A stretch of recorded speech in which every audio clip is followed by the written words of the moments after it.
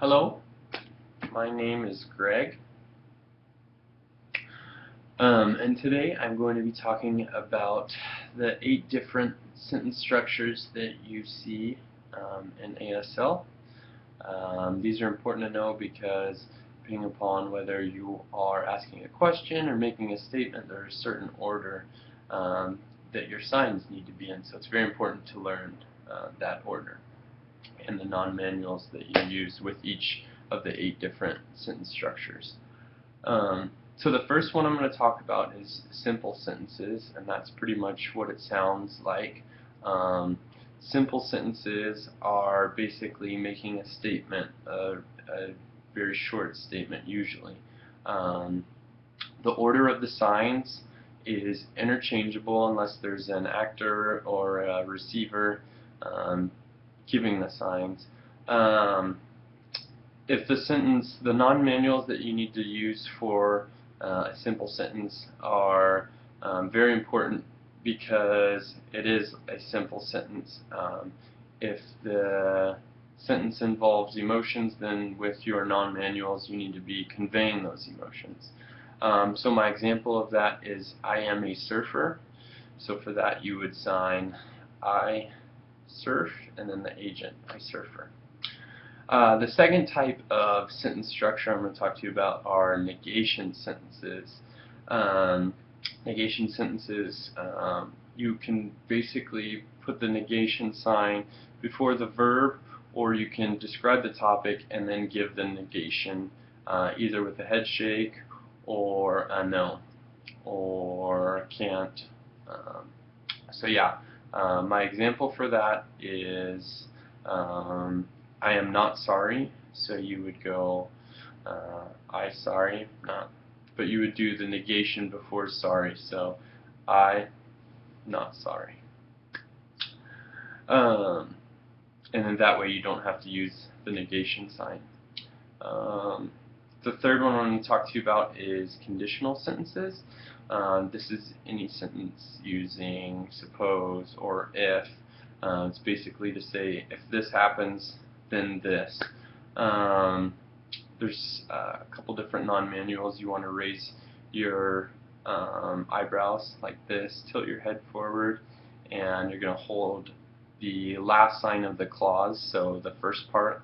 You're going to hold that sign a little bit longer and then make your comment. The clause always has to be at the beginning of the sentence, and the outcome of the condition is the second part of the sentence. So my example for that is, if you lose your keys, we cannot go. So if you lose keys, we can't go. And you see how I held the key sign a little bit longer? That's the beginning clause. The fourth one is time, topic, or comment sentence.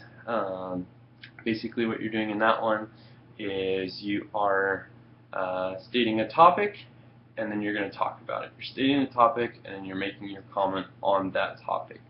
So basically state the topic, and you want to make sure if you're talking about a time like 12 o'clock that you put that at the beginning of the sentence. And then you hold the last sign of the topic and then pause between the topic and comment. So my example for that is, on Sunday we will go to church. So Sunday we go church. So that was the fourth kind, topic, comment. The fifth kind is just simple yes, no questions. The non-manuals that you use for simple yes and no questions are very important, because if you don't use them, it can just be taken as a statement. With this, you want to raise your eyebrows and tilt your head forward. So my example for this one is, are you hungry? So you would go, you hungry?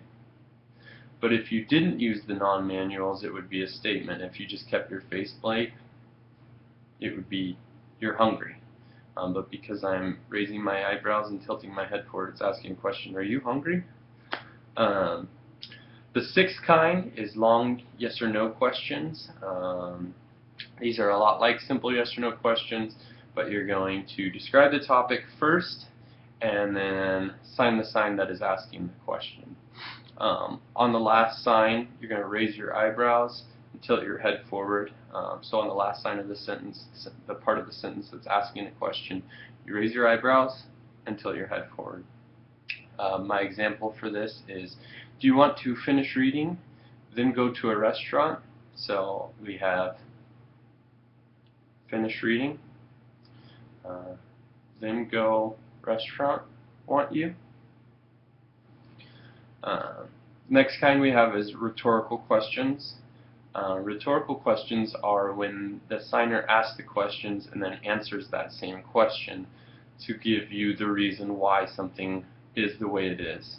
The non-manuals that you use for this are, again, you're going to raise your eyebrows, tilt your head forward, and you're going to hold the last sign of the rhetorical question. And the rhetorical question is usually at the beginning. So my example for this is, I live in Riverside. And that we're going to convert to a rhetorical question, and it's going to be, I live where? Riverside. The eighth type is information-seeking questions. These are usually your WH questions, like what, where, when, how much. So when it's a shorter information-seeking question, it's important to use non-manuals throughout the entire sentence.